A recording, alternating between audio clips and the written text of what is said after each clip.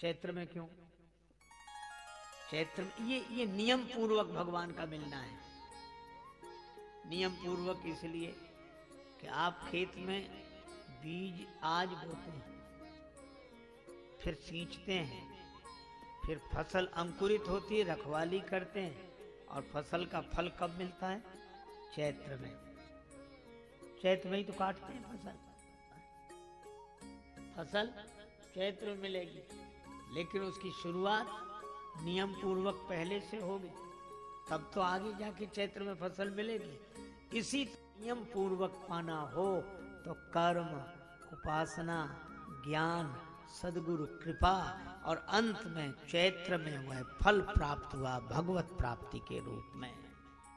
और अकेले राम जी नहीं, चारों फल मिल गए। श्री राम, लक्ष्मण, भरत और श्री शत्रुघ्न, ये चारों फल प्राप्त। माता सुमित्रा ने कहा, विधाता की गति बड़ी विचित्र है, जो सृष्टि का सृजन करे, पालन करे और अंत में प्रलय करे। बालकों की तरह बुद्धि है, बाल केल सम विधि मति भोरी।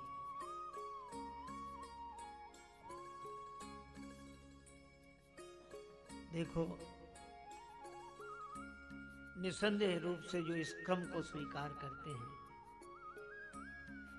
वे संसार के नियमों का पालन करते हुए भव सिंधु से पार होते हैं। इन देवताओं की बात कही, ब्रह्मा जी, भगवान विष्णु और भगवान शिव।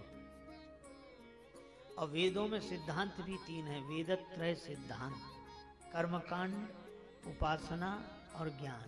सारे कर्मकांड का प्रतिनिधित्व मानो श्री ब्रह्मा जी करते हैं और भक्ति भावना का समाधान भगवान विष्णु करते हैं और ज्ञान निष्ठा का आदर भगवान शिव में दिखाई देता है।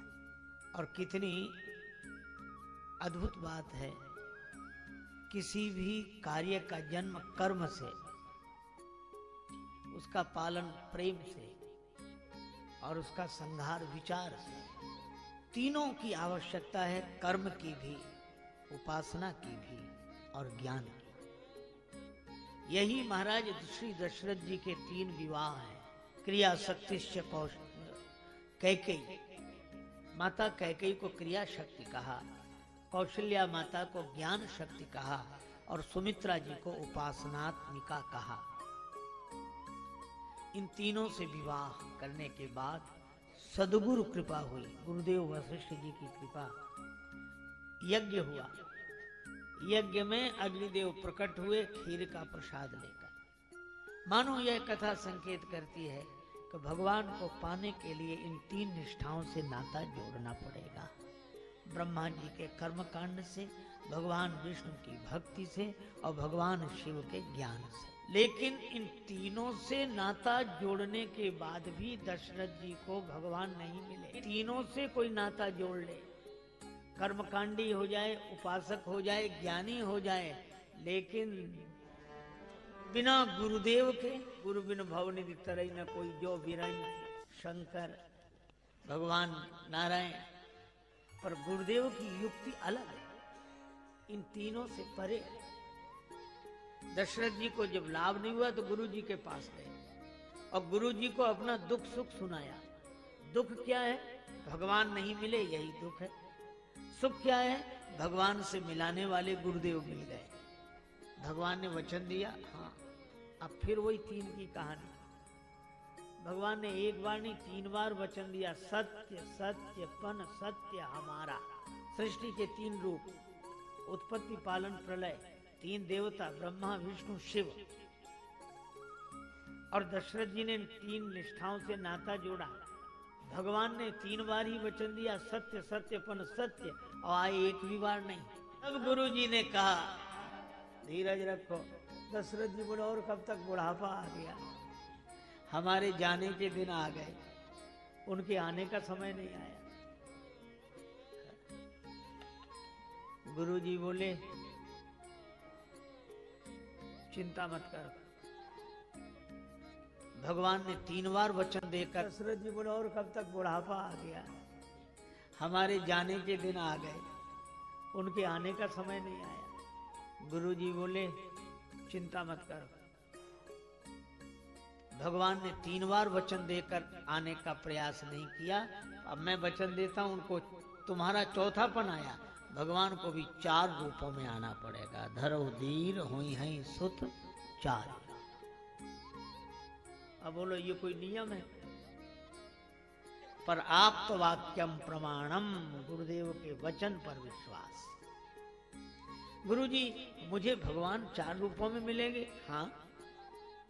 तो फिर मुझे क्या करना पड़ेगा? बोले तुम्हें कुछ नहीं करना है, तुम्हें तो यही करना था जिसके करने की देरी हुई, लेकिन समय अब आया, अब तुम घर बैठो, और घर बैठे तुम्हें भगवान से न मिला दूं तो मेरा नाम नहीं। और गुरुदेव तो घर बैठने वाले को ही भगवान से मिला देते हैं। और घर में बैठने का मतलब अपने घट में बैठ निरंतर नहीं किसी के घर जा, अपने भीतर बैठना और भगवान से यही मिला देंगे गुरुदेव। मेरा मुझ में गुम था, मुझे मालूम न था। श्रृंगी ऋषि को गुरुजी ने बुलाया, यज्ञ गुरुजी ने कराया, आहुति गुरुजी ने दिए, अग्निदेव प्रकट हुए हवि का खीर का प्रसाद लेकर। दशरथ जी ने हाथ जोड़े, हमारी प्रार्थना पर आप प्रकट हो गए। अग्निदेव ने कहा कि राजन धोखे में मत रहो, तुम्हारी प्रार्थना के कारण नहीं। तो वशिष्ठ जी ने सोचा, अर्थात संकल्प सदगुरु का और कल्याण शिष्य का। अच्छा यह भी देखो, गुरु अग्निदेव ने कहा इस हवि का, इस खीर का वितरण कर दो। अब 3-3 की बात चल रही है। सृष्टि के 3 रूप, 3 देवता, भगवान ने 3 बार वचन दिया और अग्निदेव प्रकट हुए, ये भी खीर का प्रसाद लेकर आए।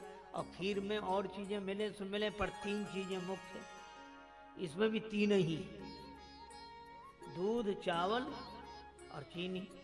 अच्छा एक और सुंदर बात है, तीनों सफेद, दूध भी सफेद, चावल भी सफेद, चीनी भी सफेद।